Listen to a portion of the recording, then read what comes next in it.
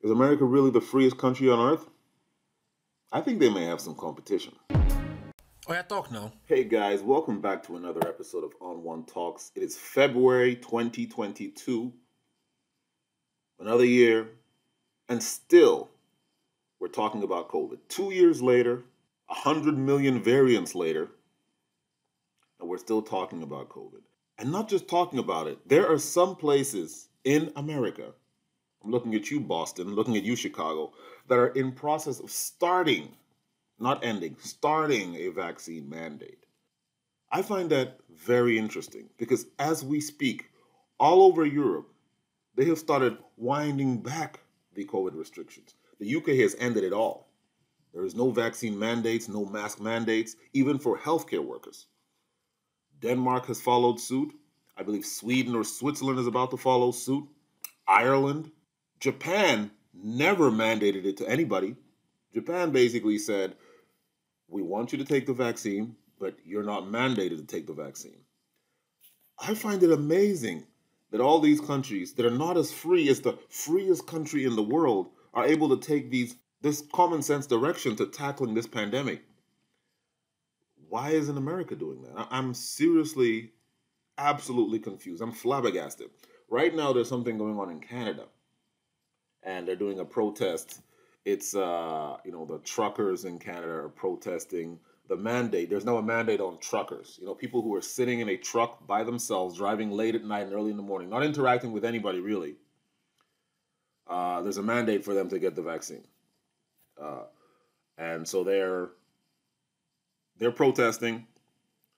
They went to Ottawa, and I've been seeing a lot of things in the news about how these guys are radicals and how they are supremacists, if you will.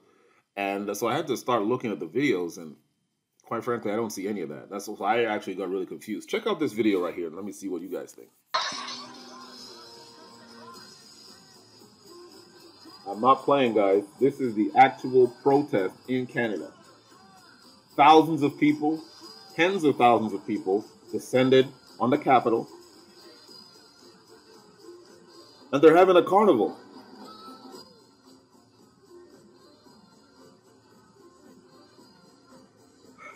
I gotta tell you, the Canadians, they're on a different level.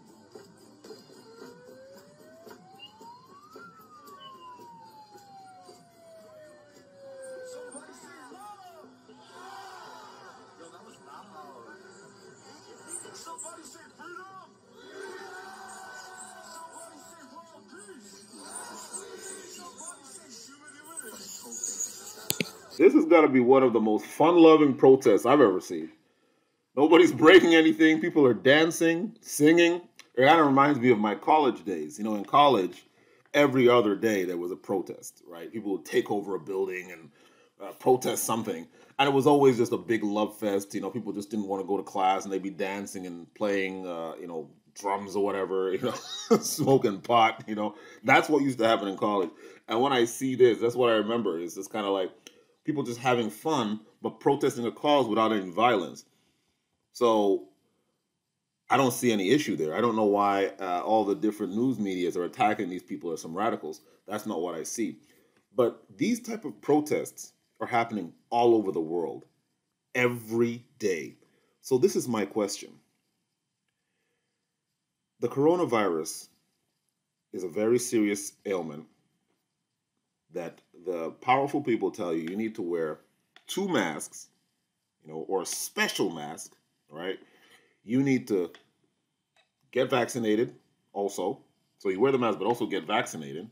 Take 3 doses of that. But also stay 6 feet apart from people.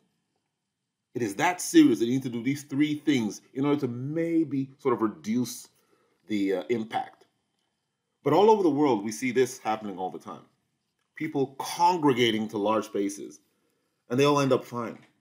It's happening all over the world. Doesn't that kind of destroy the narrative?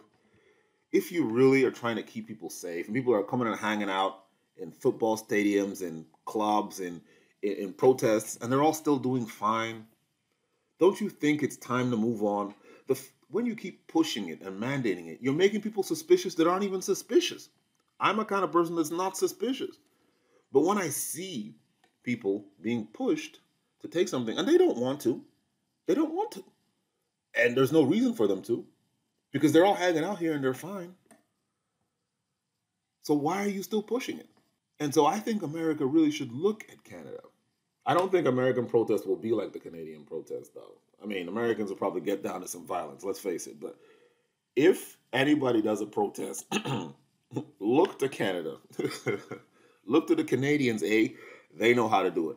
But that being said, my question remains. Given the peaceful protests that are happening all over the world in other countries, by the way, that allow a test option, and America really doesn't allow that. Look at what's happening in Boston. Boston is almost 80% vaccinated, but they're still having a mandate. What does Boston want? 100% vaccination? What do they want? Like, you got 80%. What else do you want?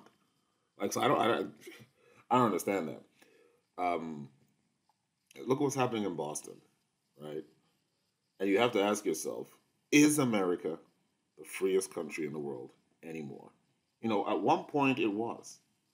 At one point it was that beacon of hope that, politicians like to use all the time, the beacon of hope, because people who are struggling in other countries, they can look to America and be like, okay, if I could just get there, I'd be free, right? Like, people who are persecuted in other countries, they look to America, oh, if I could just get to America, that's the free country. But now, if you're living in Australia and you're living under a rule that basically doesn't let you do anything, doesn't let you work, doesn't let you go out, locks you away in concentration camps if you refuse to get vaccinated, and you want to be free, you might want to look to England or Japan.